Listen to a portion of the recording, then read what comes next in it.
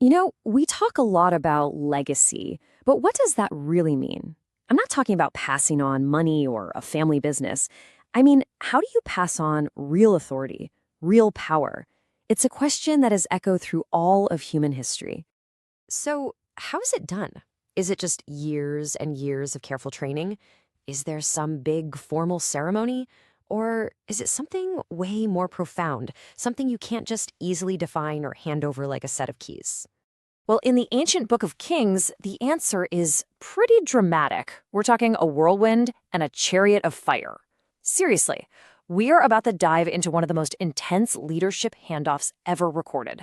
A story that's just packed with miracles, judgment, and the incredible moment a prophet's mantle passes from one generation to the next. Okay, so here's our roadmap. We're going to start with God's unquestionable authority in chapter 1. Then, the main event, passing the prophetic mantle in chapter 2. After that, we'll see a wild prophecy right on the battlefield, then shift to some incredibly compassionate miracles. And finally, we'll see a healing that crosses all kinds of borders. It all kicks off with the final fiery acts of the prophet Elijah and the rise of his successor, Elisha. So, let's jump right in. Our story begins with a mighty prophet Elijah. I mean, this guy is a legend, but his work is almost done. And before he goes, there is one last absolutely crucial lesson he needs to deliver about the absolute authority of God. So get this. King Ahaziah of Israel takes a really bad fall, and he wants to know if he's going to recover. But instead of turning to the God of Israel, his God, he sends messengers to a foreign deity, Baal-zebub. Now back then, this wasn't just getting a second opinion. This was a direct insult, a public statement that Israel's God was either powerless or totally irrelevant. Well, the king is furious that Elijah intercepted his messengers with a prophecy of death. So what does he do? He sends a captain and 50 soldiers to arrest him. Elijah's just sitting up on a hill, and he doesn't even move. He just makes this bold declaration, essentially putting God's authority on the line for everyone to see. And the response is immediate, and it is terrifying. Fire from heaven, gone. Now, you would think the king would get the message, right? Nope. Incredibly, he sends a second captain with another 50 men, and the exact same thing happens again. It is just an undeniable, terrifying display of divine power. So finally, a third captain is sent, and this guy is smart. He shows up, falls on his knees, and begs for his life, and this act of humility saves him. So this first chapter sets a really stark precedent. God's authority is absolute. It's not to be challenged.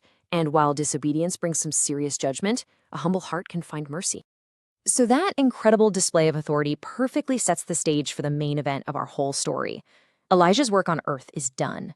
And now it's time for the most important transition of all, passing his spiritual authority to his apprentice, Elisha.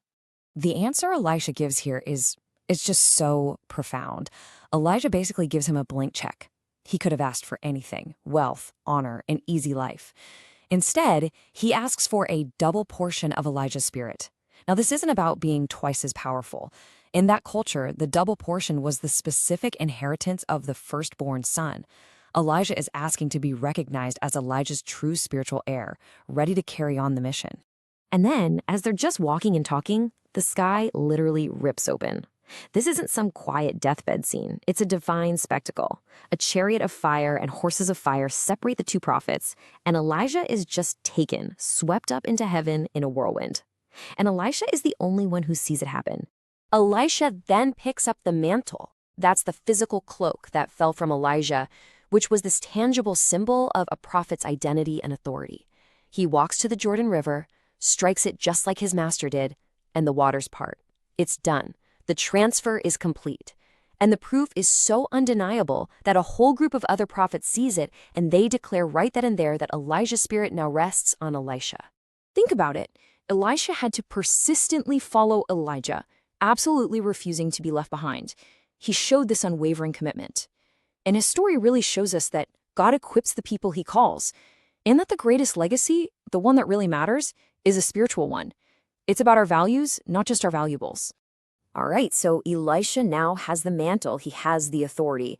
So what's next? Well, there's no easing into the job. He is immediately thrown into a high-stakes national crisis. We've got 3 kings, and they are on the verge of total disaster. The kings of Israel, Judah and Edom team up to go to war against Moab. But they take a shortcut through the desert and they completely run out of water. Their armies, their animals, they're all dying of thirst. They're facing certain defeat. So in total desperation, they seek out the new prophet, Elisha. Elisha's instructions sound, well, kind of crazy. He tells these exhausted, dehydrated armies to start digging ditches all over a dry valley. Then he promises them that with no sign of a storm, no wind, no rain, those ditches are going to fill with water. And as if that wasn't enough, he also promises them total victory over the enemy. Now, here's the key. They had to act in faith first. They had to do the hard, practical work of digging those ditches before they saw a single drop of water. And that's such a powerful lesson, isn't it? God's supernatural help often requires our active obedience, even when his instructions don't make a lick of sense to us at the time. But Elisha's ministry wasn't just about big armies and kings. Chapter 4 kind of zooms the camera in, showing us a series of miracles that reveal God's deep, compassionate care for ordinary individuals. One of the standout stories here is about the Shunammite woman. She shows incredible kindness and hospitality to Elisha, so he prophesies that she'll have a son, and she does. But years later, tragedy strikes, and the boy suddenly dies. In an act of just breathtaking faith, she goes straight to Elisha. He comes to her house, he prays, and the boy is brought back from the dead. From miraculously multiplying a widow's tiny bit of oil so she can pay her debts, to purifying a pot of poisoned stew for a whole group of prophets, to raising a child from the dead. This chapter just shows that the same God who commands armies and parts rivers also sees the quiet needs of a widow or feels the intense grief of a mother. Nothing is too small for his attention, and nothing is too broken for his power to restore. Okay, so from national crises to intensely personal tragedies, we've seen God's power at work, but now the scope widens, like dramatically. We're about to see that his grace isn't just for Israel. It's for anyone, anywhere, who is just willing to humble themselves. So let me introduce you to Naaman. He is the commander of the Syrian army, Israel's enemy, a powerful, respected man. But he has leprosy. He hears about Elisha and comes for healing, probably expecting some grand magical spectacle. Instead, Elisha doesn't even come out to meet him. He just sends a messenger with some ridiculously simple instructions, and Naaman is furious. His pride is so wounded, he's like, seriously? Are the rivers back home not way better than Israel's muddy Jordan River? I mean, the instructions could not have been simpler. There was no complex ritual, no grand incantation, just a simple, humble act of obedience. Thankfully, his servants talk some sense into him. They're like, look, if the prophet had asked you to do some great heroic thing, you would have done it in a heartbeat. Why not just do this simple thing? So Naaman swallows his pride. He goes down to the Jordan, dips himself 7 times, and his skin becomes like new. He is completely healed. He learns that God's power is a free gift, and you don't access it through your status or your great works, but through simple, humble obedience. And this truth is made even sharper when we see Elisha's servant, Gehazi, who greedily runs after Naaman to get a payment and ends up being struck with leprosy himself.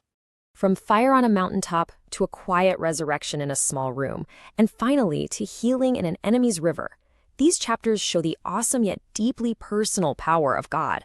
And Naaman's story, the story of the outsider who was welcomed in, really challenges us, doesn't it? It forces us to ask, who are the people we might think are beyond the reach of grace? And it reminds us that the path to real transformation is so often paved not with grand gestures, but with simple, humble trust.